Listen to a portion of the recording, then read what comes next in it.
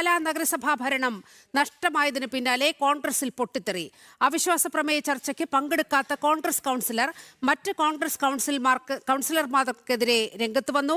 അവിശ്വാസ പ്രമേയത്തെ കോൺഗ്രസ് കൗൺസിലർ പിന്തുണച്ചത് ശരിയായില്ലെന്നാണ് ഒരു വിഭാഗത്തിന്റെ വാദം. DCC പ്രസിഡന്റ് നൽകിയ വിപ്പ് കിട്ടിയില്ല എന്ന് പറയുന്നത് അടിസ്ഥാനരഹിതമാണെന്നും ഇവർ പറഞ്ഞു. എൻ്റെ കണക്കിൽ വിപ്പ് ലംഘിക്കുക എന്ന് പറയുന്നത് DCCയുടെ നേതൃത്വം പറഞ്ഞിരുന്നത് ആ വിപ്പ് ലംഘിച്ചതായിട്ടാണ് ഞാൻ കണക്ക് കൂട്ടിയേക്കുന്നത്. അവരതിന് എന്തെങ്കിലും കാഴ്ചപ്പാട് പ്രത്യേക മാനങ്ങളോ അതിന് കാണുന്നുണ്ടോ ഇല്ലയോ എന്നുള്ളത് എനിക്കറിയത്തില്ല. കോൺഗ്രസിൻ്റെ നേതൃത്വം തീരുമാനിക്കുന്നത് എന്തോ അത് തന്നെ ഞങ്ങളുടെ നിലപാട്.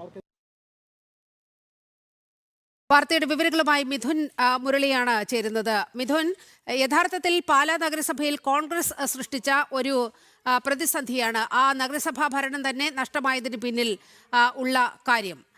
അതിൻ്റെ തൊട്ട് പുറകെ അവിശ്വാസ പ്രമേയത്തെ പിന്തുണച്ചുകൊണ്ട് കോൺഗ്രസ് കൗൺസിലർമാർ തന്നെ 4 പേർ രംഗത്ത് വരുന്ന കാഴ്ച കണ്ടു. ഇപ്പോൾ അത് DCCയിൽ വലിയ പ്രശ്നമാണ്, ജില്ലാ കോൺഗ്രസിൽ വലിയ പ്രശ്നമായി മാറുകയാണ്. എന്താണ് വിവരങ്ങൾ?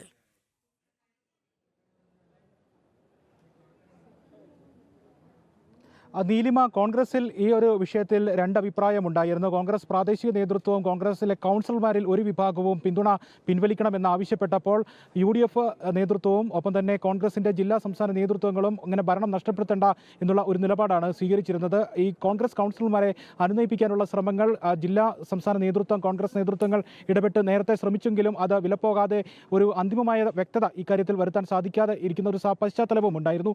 ഈ ഒരു സാഹചര്യത്തിലാണ് 4 കോൺഗ്രസ് അംഗങ്ങൾ കോൺഗ്രസ് DCC നേതൃത്വം, DCC പ്രസിഡന്റ് നേരിട്ട് നൽകിയ വിപ്പ് ലംഘിച്ചുകൊണ്ട് ഇന്ന് LDFന്റെ അവിശ്വാസ പ്രമേയത്തെ പിന്തുണച്ചുകൊണ്ട് അവിശ്വാസ പ്രമേയ ചർച്ചയിൽ പങ്കെടുത്ത് അവിശ്വാസ പ്രമേയത്തെ പിന്തുണച്ചത്. അങ്ങനെയാണ് 17 അംഗങ്ങളുടെ പിന്തുണ LDFന്റെ അവിശ്വാസ പ്രമേയത്തിന് ലഭിച്ചത്. 4 കോൺഗ്രസ് അംഗങ്ങൾ, ഒരു UDFന്റെ സ്വതന്ത്ര അംഗം, വൈസ് ചെയർപേഴ്സൺ ഉൾപ്പെടെയുള്ള 5 പേരുടെ പിന്തുണ UDFിൽ നിന്നും LDFന്റെ അവിശ്വാസ പ്രമേയത്തിന് ലഭിച്ചു. 4 കോൺഗ്രസ് കൗൺസിലർമാരാണ് പങ്കെടുത്തത്. ബിജു മാത്യൂസ്, ടോണി തൈപ്പറമ്പിൽ, രജിത പ്രകാശ്, ലിസിക്കുട്ടി മാത്യൂസ്, ഇങ്ങനെ 4 കോൺഗ്രസ് കൗൺസിലർമാർ പങ്കെടുത്തു. അവരിൽ പറയുന്ന മറുപടി തങ്ങൾക്ക് വിപ്പൊന്നും ലഭിച്ചിട്ടില്ല, DCC പ്രസിഡന്റ് തങ്ങൾക്ക് വിപ്പ് നൽകിയിട്ടില്ല എന്ന് ഇന്ന് അവിശ്വാസ പ്രമേയത്തെ പിന്തുണച്ച 4 കോൺഗ്രസ് കൗൺസിലർമാർ പറയുമ്പോൾ അത് അങ്ങനെയല്ല എന്ന് ഇന്ന് ഈ അവിശ്വാസ പ്രമേയ ചർച്ചയിൽ പങ്കെടുക്കാതിരുന്ന 2 കോൺഗ്രസ് കൗൺസിലർമാരിൽ ഒരാൾ പറയുകയാണ്. സെബാസ്റ്റ്യൻ പനക്കൽ പറയുന്നത് കൃത്യമായി തന്നെ കോൺഗ്രസിൻ്റെ DCC നേതൃത്വം, DCC പ്രസിഡന്റ് വിപ്പ് നൽകിയതാണ്, ഈ യോഗത്തിൽ നിന്ന് വിട്ടുനിൽക്കണം എന്നുള്ള കർശന നിർദ്ദേശം നൽകിയതാണ്. ഈ നിർദ്ദേശം ലംഘിച്ചുകൊണ്ടാണ് ഈ 4 കോൺഗ്രസ് കൗൺസിലർമാർ ഇന്നത്തെ യോഗത്തിൽ പങ്കെടുക്കുകയും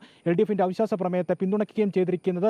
ഗുരുതരമായിട്ടുള്ള അച്ചടക്ക ലംഘനമാണ് ഇവർ നടത്തിയിരിക്കുന്നത് എന്നുള്ള കാര്യമാണ് ഈ കോൺഗ്രസിൻ്റെ മറ്റൊരു കൗൺസിലർ, ഇന്നത്തെ ഈ യോഗത്തിൽ പങ്കെടുക്കാതിരുന്ന സെബാസ്റ്റ്യൻ പനക്കൽ എന്ന് പറയുന്ന ഈ പുളിക്കക്കണ്ടം ഫാമിലിയോടൊപ്പം ഉള്ള ഈ സ്വതന്ത്ര മുന്നണിക്കൊപ്പം നിൽക്കുന്ന കോൺഗ്രസ് കൗൺസിലർ വ്യക്തമാക്കുന്നത്. അച്ചടക്ക ലംഘനം നടത്തിയിട്ടുണ്ടെന്നുള്ളതാണ്. ഇപ്പോൾ കോൺഗ്രസ് കൗൺസിലർമാർക്കിടയിൽ തന്നെ രണ്ടഭിപ്രായം രൂപപ്പെട്ടിട്ടുണ്ടായിരുന്നു എന്നുള്ളത് വ്യക്തമായിരുന്നു. അത് ഇപ്പോൾ മറുനീക്കി പുറത്തു വരുന്നു. ഈ 4 കോൺഗ്രസ് കൗൺസിലർമാർക്കെതിരെ കോൺഗ്രസ് കൗൺസിലർമാർ തന്നെ, മറ്റ് കൗൺസിലർമാർ തന്നെ, ഇന്ന് പങ്കെടുക്കാതിരുന്ന 2 കൗൺസിലർമാരിൽ ഒരാൾ തന്നെ പരസ്യ പ്രതികരണവുമായി രംഗത്തെത്തിയിരിക്കുന്ന കാഴ്ചയാണ്. ഇനി അത് ജില്ലാ സംസ്ഥാന നേതൃത്വങ്ങളും ഈ കോൺഗ്രസ് കൗൺസിലർമാർക്കെതിരെ എന്ത് നിലപാടെടുക്കുമെന്നുള്ളതാണ്, എന്ത് നടപടി ഉണ്ടാകുമെന്നുള്ളതാണ് പ്രധാനപ്പെട്ട ചോദ്യമായി നിലനിൽക്കുന്നത്.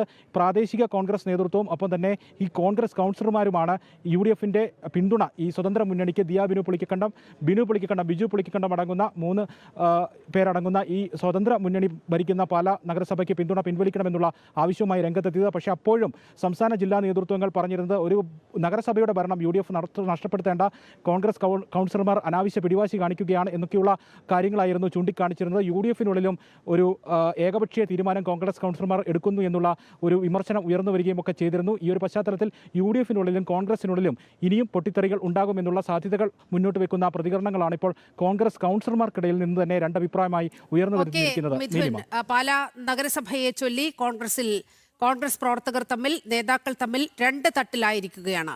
മിഥുൻ മുരളിയാണ് വാർത്തയുടെ വിശദാംശങ്ങൾ പങ്കുവച്ചത്.